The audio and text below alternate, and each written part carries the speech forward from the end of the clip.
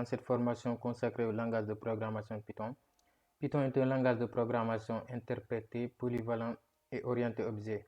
Il est réputé pour sa simplicité syntaxique et sa lisibilité, ce qui en fait un choix populaire pour le développement d'applications, le scripting, la science des données, l'apprentissage automatique et bien d'autres domaines.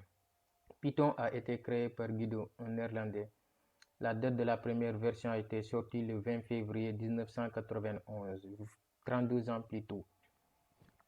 Aujourd'hui, on est à sa dernière version qui est de 3.12. Quelques spécificités du langage de programmation Python, la simplicité de sa syntaxe.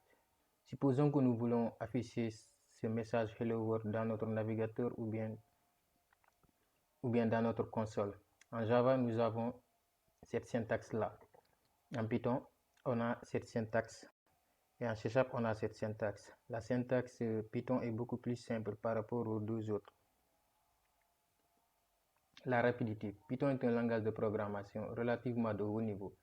Et sa vitesse d'exécution peut être influencée par les facteurs tels que l'interpréteur et le type d'opération.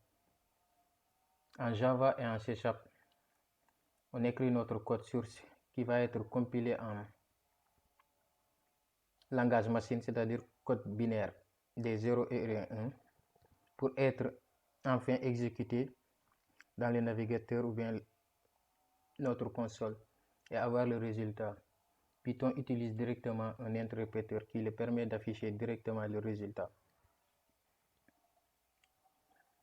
Une large communauté. La communauté Python est vaste, dynamique et diverse. Elle englobe des développeurs, des contributeurs et des enseignants, des chercheurs et des passionnés du monde entier. Le langage de programmation Python fait partie aujourd'hui ou bien est le langage de programmation le plus utilisé selon beaucoup de statistiques. Un vaste écosystème. Python dispose d'une bibliothèque standard qui offre un large éventail de fonctionnalités et de la manipulation des fichiers au protocole du réseau en passant par la gestion des traits. En plus de la bibliothèque standard, il existe une multitude de bibliothèques tierces packages développées par la communauté Python. Ces bibliothèques tierces permettent d'atteindre des fonctionnalités de base de Python pour des domaines spécifiques. Voici quelques-unes des bibliothèques les plus populaires, autant pour moi, pardonnez-moi, en Python. Nous avons pour le développement, dans le domaine du développement web, Flask, Django. Dans la finance, nous avons des bibliothèques Pandas, NumPy. Dans le domaine des mathématiques, la visualisation des données. Multiplateforme. Python est un langage de programmation multiplateforme, ce qui signifie qu'il peut être utilisé sur différentes plateformes telles que Windows, Mac OS, Linux, sans nécessiter de modifications majeures du code source. Voici quelques caractéristiques de Python qui la rendent adaptée à une utilisation multiplateforme. Interpréteur Python. Python utilise un interpréteur, ce qui signifie que le code source Python est interprété à la volée, plutôt qu'être compilé en langage machine. L'interpréteur Python est disponible sur différentes plateformes, ce qui permet d'exécuter le même code source sur différents systèmes d'exploitation sans modification. Des librairies standards. Python propose une vaste bibliothèque standard qui inclut des modules pour traiter des fonctionnalités spécifiques sur différentes plateformes. Cela facilite le développement d'applications portables. Compatibilité des bibliothèques tierces. De nombreuses bibliothèques tierces populaires sont également conçues pour être compatibles avec différentes plateformes. Cela permet aux développeurs d'utiliser des fonctionnalités avancées sans se soucier des différences entre les systèmes d'exploitation. La gestion automatique des dépendances. L'outil de gestion des packages de Python, pip, facilite l'installation et la gestion des dépendances du projet, facilitant ainsi le déploiement sur différents types de plateformes. La portabilité du code source.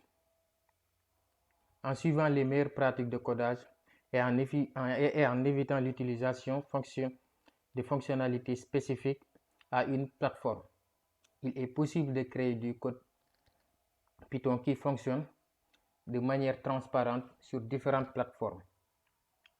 Cela dit bien que Python soit conçu pour être multiplateforme, il peut y avoir des cas où des ajustements spécifiques à la plateforme sont nécessaires, en particulier pour des fonctionnalités de plus bas niveau ou des interactions spécifiques au système d'exploitation. Dans l'ensemble, Python offre une excellente portabilité entre les plateformes. Multiparadigme. Python est en effet un langage de programmation multiparadigme. Cela signifie qu'il peut prendre en charge plusieurs styles de programmation, notamment le paradigme impératif, le paradigme orienté objet et le paradigme fonctionnel. Nous avons le paradigme ici impératif qui permet de définir des séquences d'instructions qui spécifient comment le programme doit atteindre un certain état. Le paradigme orienté objet. Python prend en charge la programmation orientée objet, ce qui signifie que vous pouvez créer des classes et des objets pour organiser votre code de manière modulaire et réutilisable. Et enfin, le dernier paradigme fonctionnel.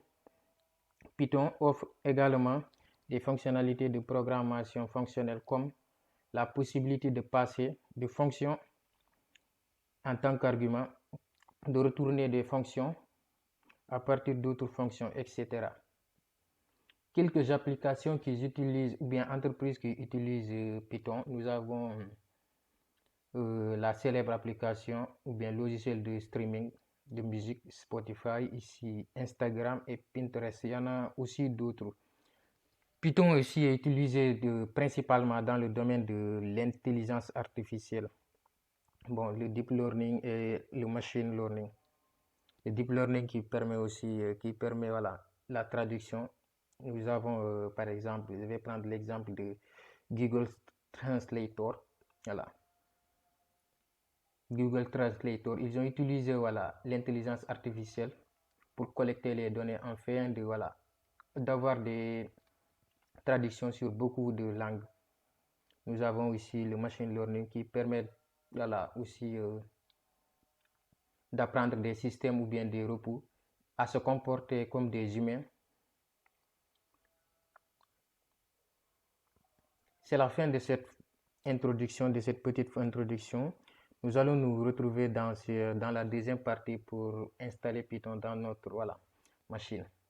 Merci à tous et à tous d'avoir suivi cette petite vidéo d'introduction.